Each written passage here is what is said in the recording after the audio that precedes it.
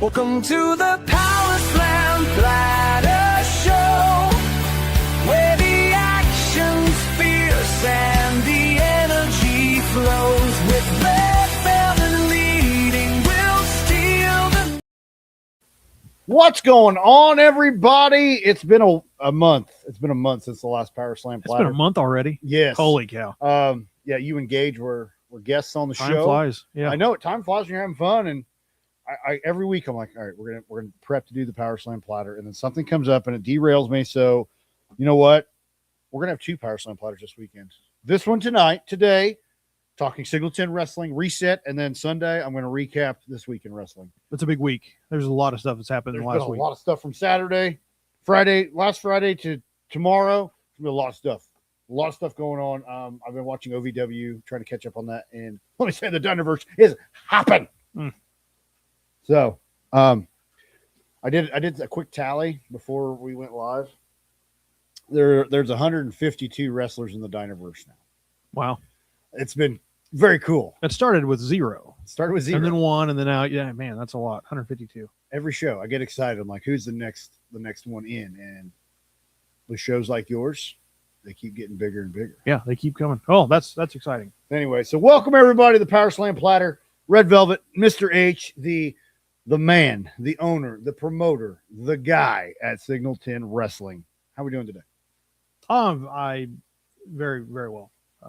Getting so excited for tomorrow's reset at our new venue, and looking forward to just a lot of things. I mean, the last show we had, we're coming off from To the Top, the big ladder match show, and now we look forward to reset tomorrow, and just I'm excited. I tell you what, To the Top is it's hard to top To the Top. That main event ladder match was so incredible.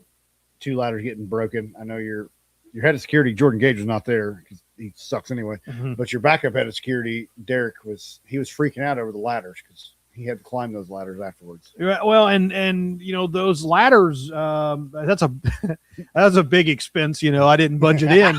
So shout out to Eric Surge, who you know, the ladder breaker, put Donovan Cecil through one, and then he himself landed on another one. But no, I mean, To the Top three was I mean, they just keeps better every year. And I think this year was no different. But now we reset to pun intended reset, right? Welcome to the upgrade. We are moving to the FBC Christian Youth Camp tomorrow, and this is going to be our first show at our new home. And we are looking forward. Myself, the talent, everybody's looking forward to the new venue and the kind of the possibilities that it's going to open up for us from not only dates wise, but also just kind of production wise. There's obviously every venue is different. Yeah. And they have their challenges too. Yeah. But man, I'm excited to get in there and see what we can do at this new venue. It's going to be a lot of fun. Real quick, we got Dominic joining us from YouTube. How we doing today, Dom? Hope you're doing well. Hope you like wrestling. If you don't, stay and hang out with us anyway. Yeah. Like the new venue. Can you go into detail a little more about the new venue? Well, so it's the dining hall of the FBC church camp. Okay. And so they do church camps, obviously during the summer, primarily. But I mean, in the summer months, they have different churches from all over that come in. They have tons of cabins, and that's where they hold their week long church camp. And so we had some different things we were looking at and trying to get dates lined up with everything. As a promoter, I think one of the most difficult things is location and venues. I mean, that's because, it's professional wrestling and some people don't want to have, that type of event in their facility or whatever. And you got insurance you're dealing with. But when I went up there and looked at this venue, I immediately saw the potential that it had and that the partnership we could have. Absolutely. And so, I was super excited to make the move there. And we've secured this venue for multiple dates this year. And so I'm excited to get in there tomorrow. I mean, very few changes as far as from fan standpoint. I mean, you're still going to get the Singleton wrestling action. But in my opinion, you're going to get even a better production value out of it. I mean, we've got some great things that we've been preparing for and planning for with this move. So I think when you come in, tomorrow and you see the small but some big changes, you're gonna be like, wow, this is definitely the upgrade, and that's what I've been looking forward to. But other than that, I mean, it's the same price. I mean, you're still coming in for the same value. Same same great action, and but I mean, there are some small changes. I mean, we've never had alcohol. We've never allowed alcohol at our events. This is no different. It's tobacco and smoking free too. So if you do smoke, you're gonna have to hold off until the end of the show and then do it off property. But other than that, I mean, they're excited to have us. We're excited to be there, and we've been able to partner with the cars program here, and so we were able to, and I'm fortunate enough to be able to give some of those folks a really kind of unique experience, and so we have that before the show, and I'm like stoked for tomorrow, like just in general. That is awesome.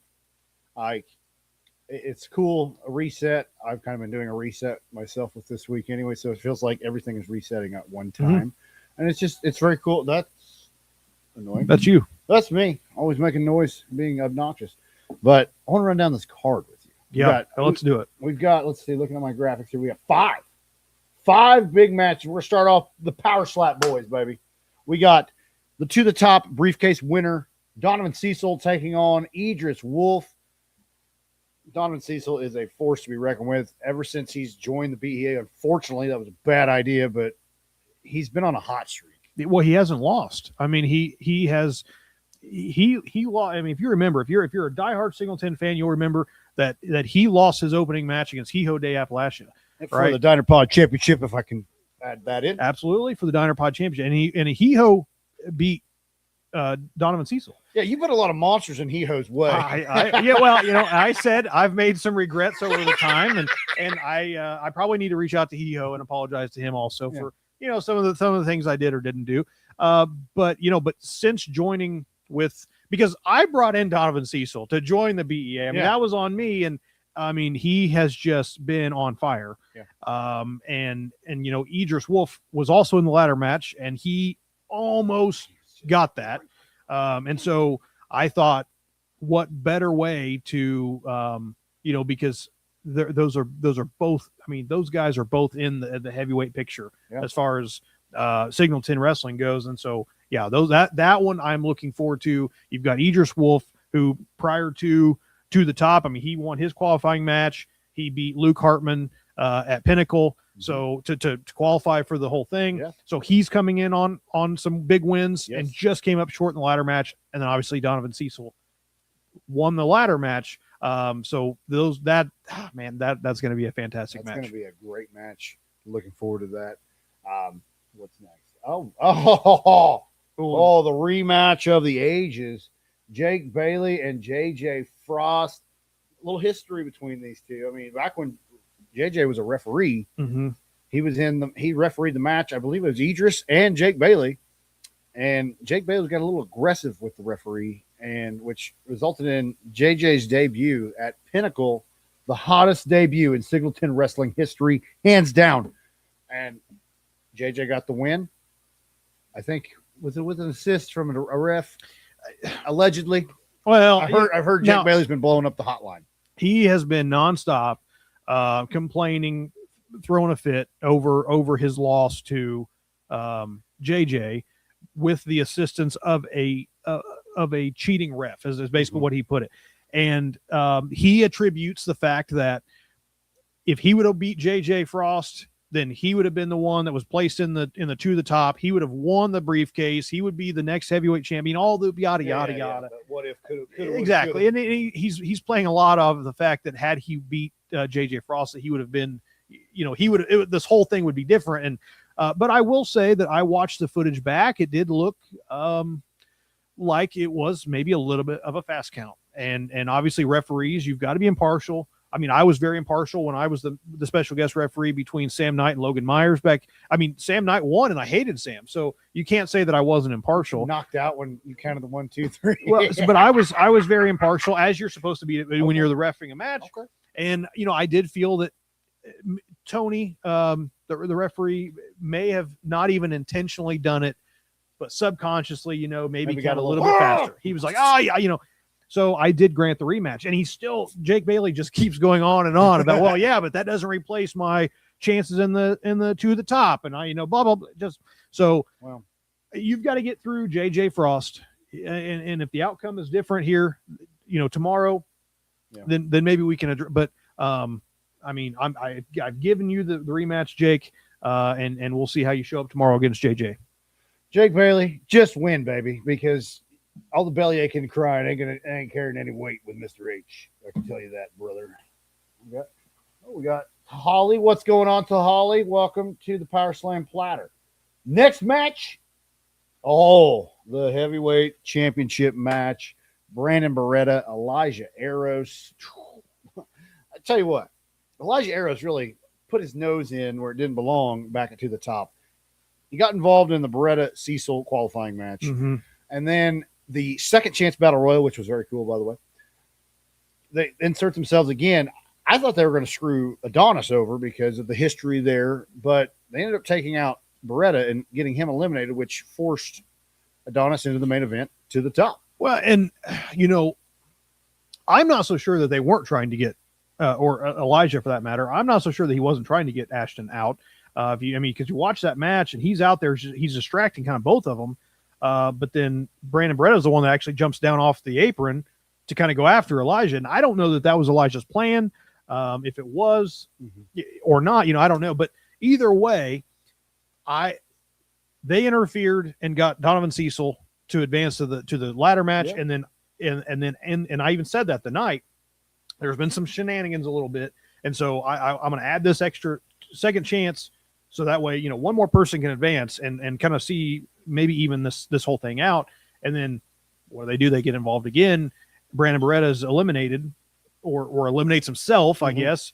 And then he doesn't even have a chance to win the briefcase. And so I thought when that happened, basically in real time, I thought, well, yes, this match is for a briefcase that allows the holder to challenge anytime they want, any place, any time for either of the championships.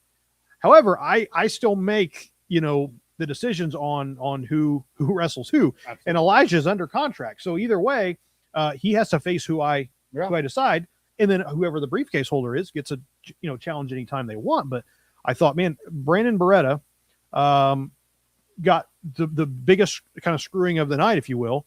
And so I thought, maybe Elijah's trying to play this game where he's making it look like he's trying to get Ashton out, but he's actually more worried about getting, Brandon Beretta out or not face Brandon Beretta. And so I thought, I'm the boss. So why don't we have a one-on-one match between Elijah Eros, Brandon Beretta with no BEA involvement and see who's the bigger guy, who's the bigger man, because Brandon Beretta has been here time after time at Signal 10. He's a very hard worker, and he is someone who can carry Signal 10, maybe elevate us even a little bit more than we have been. And so, and without the BEA's help, I mean, Elijah Eros is really nothing more than a guy carrying a championship around, but he is not a champion. And well, I'm going to go on record and say this. Elijah may beat me up later, or he'll send the big man Cecil. Elijah's never won clean. He's always had an assist or something from the BEA. And now you barring the BEA from the match. I won't say the building, but from the ringside. And if they're involved, correct me if I'm wrong, if they're involved, that title can change hands. Yep. Okay. And that's because I'm so, and I didn't see it clearly until now I'm on this kind of the other side, but man, I'm so sick and tired of not having a clear winner, not having a definitive champion and a fighting champion who's going to be fair, because he represents Signal 10, whether I like it or not. He is the heavyweight champion of Signal 10 Wrestling. Yeah. And so, and then we have, with the help of him, we have Donovan Cecil, who's also in the BEA with the daggone briefcase now. So it's like, I really can't win. Now that I've kind of dug my hole, now I got to kind of sleep in it. So I'm hoping that tomorrow reset, a fitting name, we kind of reset everything and move on. And then I can put Elijah, because again, he's under contract. So I'll find something for him to do. But until then, can he be the janitor for a day? Maybe I'll have to pay him, but he could be the janitor for the day. That's okay. We'll take that. Our We have another championship. we do right there coming up. Woo! Diner Pod. Diner Pod Championship. The Dog Pound Hound. Andre Stray takes on Luke Hartman. Luke Hartman coming all the way from Sin City. Buddy, dog, you got to fight. I'm just letting you know it's going to be a big fight. The Outlaw, he impressed me in his debut when he faced Idris Wolf. They beat the crap out of each other. That was that was a good match. I wasn't a big fan of Luke Hartman grabbing that soda out of that kid's hand and drinking it because Germs. I mean the kid couldn't drink the rest of his drink at that point. But man, they were super impressive. If you haven't watched that, I would recommend watching that on YouTube. Their match from start to finish was hard hitting, fast paced, and Andre Stray is a big boy. But Luke Hartman is he came up short against Idris Wolf, but I really think that when matchmaking, I think it's going to be a solid match, and Andre's not going to have an easy peasy day. I think he's going to have to work hard to put Luke down. He is. He's going to have to work very hard, but I'm going to back my guy. Andre, man, we got this. I believe in you. We got this. There's another title match. There is, and this one is no disqualification. No DQ. Sophia Rose defends her women's championship against Carter Kaufman of the BEA with that circumstance. The BEA is banned from ringside. Also, yeah. I don't know why I haven't thought of this sooner, to be honest with you. But yeah, the BEA's banned from ringside also, and which means Avery Hertz, Donovan Cecil, Elijah Eros, they are all banned from any involvement in this match. It's no disqualification. So I mean, basically that is the only stipulation. Yeah. Right. And so Carter Kaufman had her chance in the Fatal 4-Way Women's Championship. She lost. Sophia Rose won. The only reason why I'm giving Carter Kaufman a championship match is because Sophia asked for it. Mm-hmm. And I told Sophia, I said, I am very hesitant to do that solely because I know how they are, all of them are, how they've been this entire time. Yeah. And I said, what if I give you a match with Carter Kaufman, no DQ, no title, let you guys beat the heck out of each other and do what you want to do. But then that way we don't risk and she said, I'm a fighting champion. I'm not doing it. No title. And, I said, I respect it. And, I said, okay. And if that's what you want, that's what I'll do. And so that's how we came to be. But, Carter Kaufman going out there and attacking her from behind after she beat Leela Hall, low class, and then attacking. I don't know that there's a more demeaning thing you can do than to attack a champion with their own championship belt. Yeah. That was just so, just frustrating. And so when she asked for that, I said, you know what, let's do it. Let's Carter Kaufman, Sophia Rose. Carter Kaufman made a good point too. As much as I hate to say that, she's still undefeated in singles matches at Signal 10. You put her in a one-on-one match and she's yet to win, or she's yet to lose in a singles match. You're right. So we have the championship on the line in a singles match, but no disqualification. So I'm very excited for that, to see what Sophia Rose does to her, because she's going to see her coming this time. Yep. And there's not going to be any, hitting her from behind while she's, turned around. And obviously Sophia Rose has some height on her. Like she's bigger. She's going to be able to walk out as women's champion. Inflict a lot of damage on Carter Kaufman. So, man, that's gonna be great. Everything we went over so far. 5 hard-hitting matches right there. I mean, and that's not all. What? I know. If you've seen the actual poster, you'll see a couple other guys. They're going to have matches too. Getting them back in. We have Aaron Atlas and Austin Ryan, former Diner Podcast champion. Austin Ryan, a bad part of history. He's going to be back in action tomorrow. I'm giving them. It's reset. I'm giving them another chance. Well, you're resetting them. I am trying to make amends, and so I'm going to give them another chance. You've got Clayton Clark, coming back. Yeah, he's going to be there in action. So we have, there's going to be more than just the 5. We've got an entire 2.5 hours of hard hitting action, I am so excited. We also have a special guest that's going to be there tomorrow. We also have a big announcement for a show coming up in July. I mean, so many things. Signal 10. We're on this we're on this incline, and so I'm so excited for tomorrow because we just have so many things to do and Wow. so many things to go over. And unfortunately, if you don't have tickets, online tickets are done, but you can buy them at the door. That's right. $15 general admission. And you can attest to this. At least I hope you can. It is worth your $15 at Yes. Signalton. It is. You won't regret being like, man, I paid too much for this show. I don't think that you will ever feel that at a Signalton show. No, really you should charge more, but $15 is a steal for all the action you get. Plus, great food. Tacos El Jefe Tacos will El Jefe. be in the building. And for anybody that knows me, knows how much I love Tacos El Jefe. So I will definitely hitting up that concession stand.